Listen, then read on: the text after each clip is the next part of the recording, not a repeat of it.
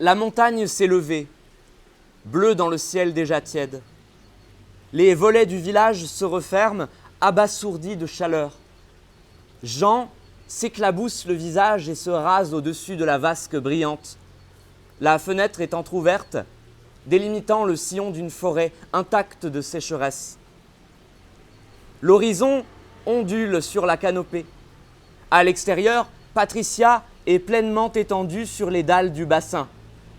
Ses mains aux ongles grenats balayent lentement son ventre. Jean ne lui connaît pas ce geste, cette pression particulière, comme si elle retenait une douleur. Il s'en inquiète presque. Dans ce moment sacré, Patricia s'adonne au soleil, à moitié nue sous la montagne, captive d'une joie de bronze. Ses paumes rabotent la pierre du bassin, ses bagues la font crisser. L'or, lui, incline la lumière. Elle préfère les pierres serties à ses doigts. Sous les pieds, elle lui semble moins miraculeuse, plus saugrenue. Lorsqu'elle marchait dans la rivière, elle chaussait ses squelettes pour fouler les cailloux. Elle y pense parfois à ces étés exceptionnels pendant quelques secondes. Se rappelle ce bruit tacite de ses pieds véloces qui faisait claquer les pierres comme des dents. Une bouche l'embrasse mécaniquement, puis avec plus de douceur. Des doigts se posent contre son ventre, le pressent avec l'intention de sentir les forces qui le tendent. Elle sourit, ses yeux restent clos. Jean s'envole, plein d'arabica. Derrière lui, la porte claque et Patricia accueille sans frustration la solitude estivale. Le transat l'attend, ensoleillé, comme un amant docile. Le sol de la piscine est lisse, doux, bleu et carrelé. Patricia rentre dans l'étendue prévisible et écarte ses doigts, qu'elle imagine pleins d'écailles, en parfaite décontraction. Elle n'a peur d'aucun courant, d'aucune bestiole, d'aucune coupure. Au contact de l'eau, son corps perd la mesure. La transformation achevée, elle maîtrise tout son être, devient qui elle veut dans ce monde des origines et dans l'élan de la sérénité s'amuse au submergement. Sûre de ne plus rien vouloir entendre, elle laisse entrer l'eau dans ses oreilles, laisse filer ses cheveux blonds en tentacules soyeuses. Ses yeux se ferment sous la masse solaire. Elle est plate et sans poids, couchée, une île à moitié engloutie, dont n'émerge que son ventre, rond et brûlant. L'eau de la piscine, remplie d'elle, dilue son monoeil et tous ses parfums. Les agréments de sa beauté y marinent comme des ingrédients. Ses mains vernies s'agrippent au rebord. Patricia contemple les cyprès, ses hauts partenaires du ciel, et la crête des montagnes. Le paysage est immobile. En contrebas de la terrasse, du fond de la rivière, nul bruit ne remonte. C'est vrai, plus rien. Cet été, personne ne marchera dans son courant. L'oreille, pourtant accoutumée de Patricia, n'y prête plus attention.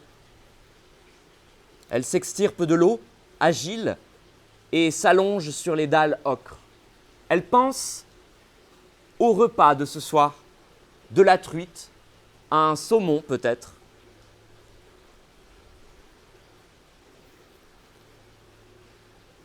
Autrefois, tout le village se mélangeait dans l'eau froide de la rivière.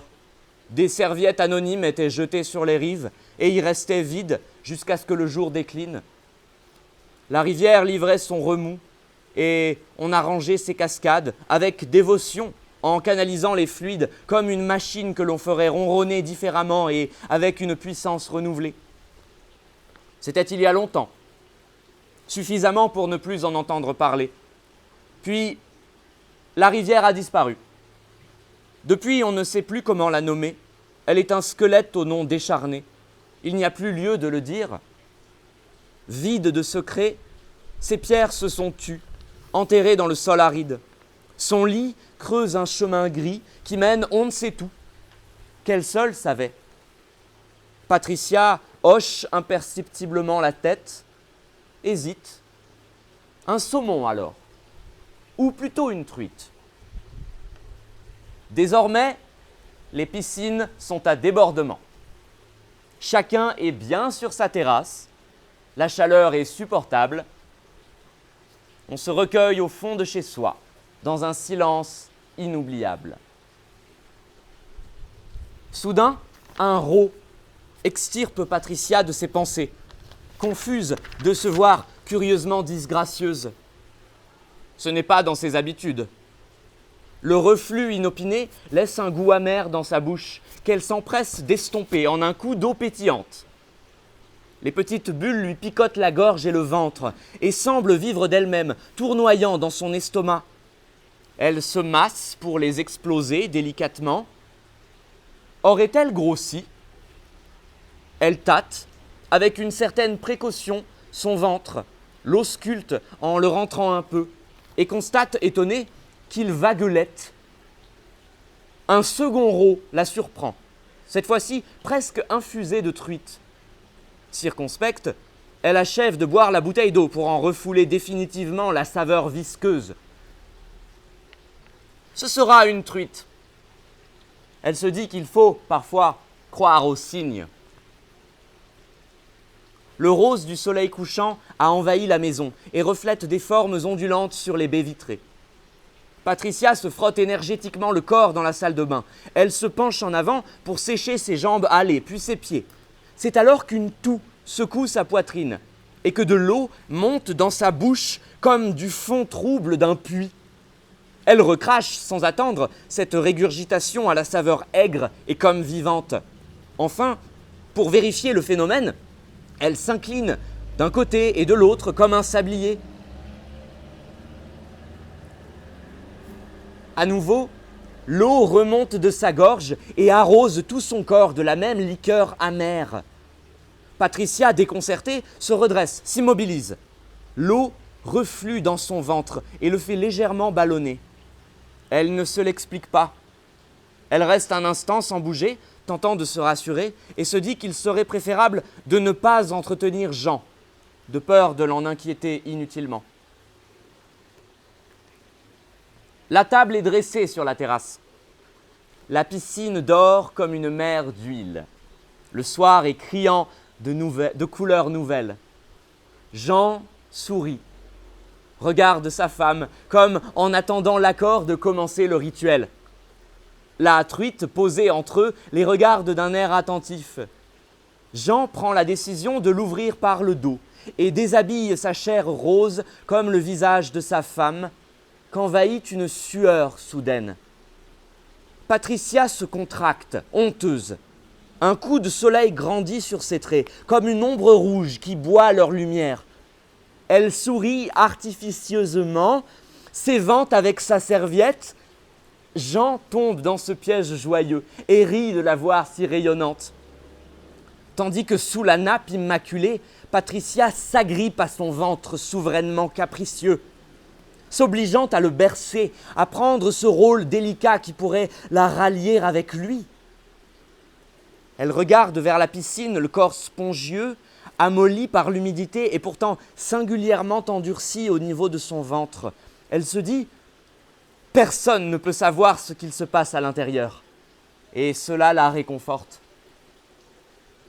Jean dépose élégamment un morceau de truite dans son assiette. Devant cette pauvre forme solitaire, le ventre de Patricia se raidit davantage.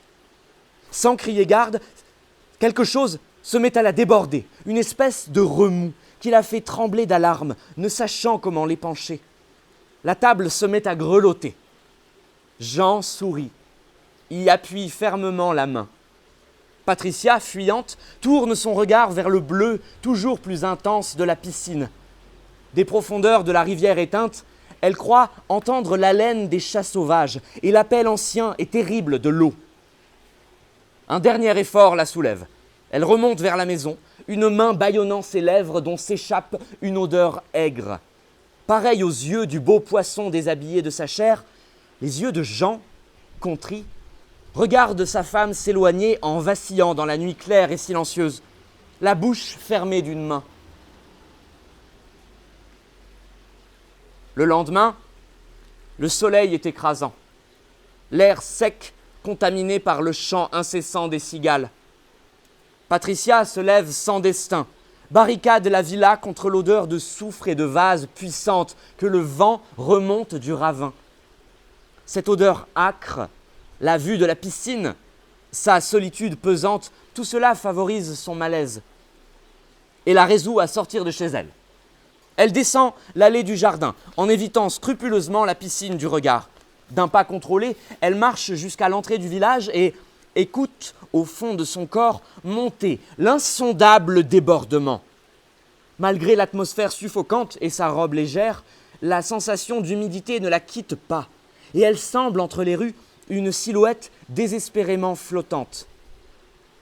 Elle n'a pratiquement pas dormi, attrapée par une angoisse croissante. La lune captait son œil inquiet, grand ouvert. Les oiseaux nocturnes parlaient à voix haute. Le bois s'emplissait d'un tambour de plumes. Tous les bruits se chargeaient d'une tension qui la tenait en alerte et vigilante, son crâne teinté d'absurdité. Le sommeil la gagna pendant un court temps, puis elle se réveilla en sursaut, baignée de sueur, le ventre dur. Quelque chose avait coassé. Quelque chose dans son sommeil, quelque chose dans la nuit. Au matin, son oreiller était mouillé d'une trace de vomi, comme l'écume d'un mauvais rêve. Arrivée au milieu du pont, elle se fige comme suspendue, frappée par l'aridité de la terre fendue sous les masses de pierre. Des enfants jouent dans l'ancienne rivière, en réinventant inconsciemment un rêve préhistorique. Ils frappent des cailloux, rameutent des branchages, au cas où une étincelle viendrait à jaillir d'un choc. On ne sait plus si ce lit asséché, cette rivière de cailloux, est un début ou une fin. Des histoires se racontent, assemblent des légendes. Patricia descend sur la rive, tenue par la drôle sensation de ce qu'elle voit. Le paysage remonte vers elle, muet et écorché. Elle n'était jamais retournée ici depuis le tarissement de la rivière. Enracinés entre les pierres, des végétaux y dressent leur tête d'épiphanie. Des chênes bordent le lit à sec, s'y penchent douloureusement, font craquer leurs troncs d'arthrose. Leurs racines noueuses exhument des talus leur long cortège de 1000 pattes. Elle trouve tout cela désolant. On entend au loin l'écho des plongeons dans les piscines environnantes. Le ciel bascule sur le crâne de Patricia, qui avance tant bien que mal entre les pierres. Le son des pierres sous sa semelle rythme une détermination qu'elle ne se connaissait pas. Enfin, les secousses intérieures reprennent, écrasent sa poitrine, inondent son intimité d'une eau maîtresse. La douleur la ressaisit tout entière. Un poing soudain s'enfonce en elle.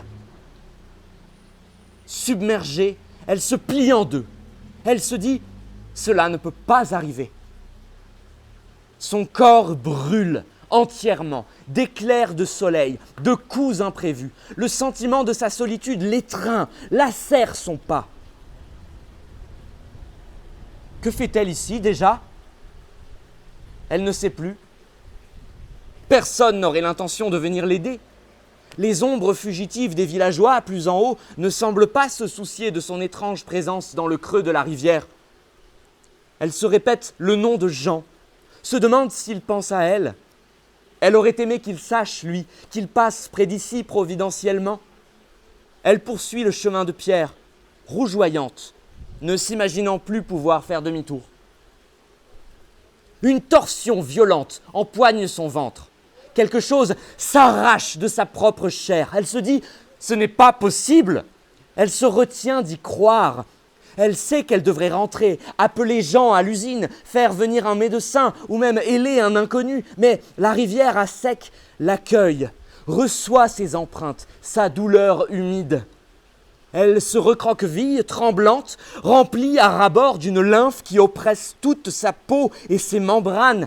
Sa bouche s'arrondit d'un cri qui n'advient pas, amortie par la menace de cette viscosité. Autour d'elle, les enfants semblent avoir disparu. Elle s'arrête, accroupie au milieu de la rivière, créature roidie, silencieuse. Sa respiration s'entrecoupe. Des crampes saisissent son utérus, une chaleur s'en dégage. Elle n'a pas d'autre choix que de rester terrée ainsi, à attendre le dessaisissement. Les galets convulsent. Ses jambes s'ouvrent grand. Son ventre se libère. L'eau en sort en torrent. Et avec le petit monde. Les arbres voient chanter le ver. Ils écoutent le prodige vert croasser. Le pont, à son tour, écarte ses jambes pour laisser passer la rivière.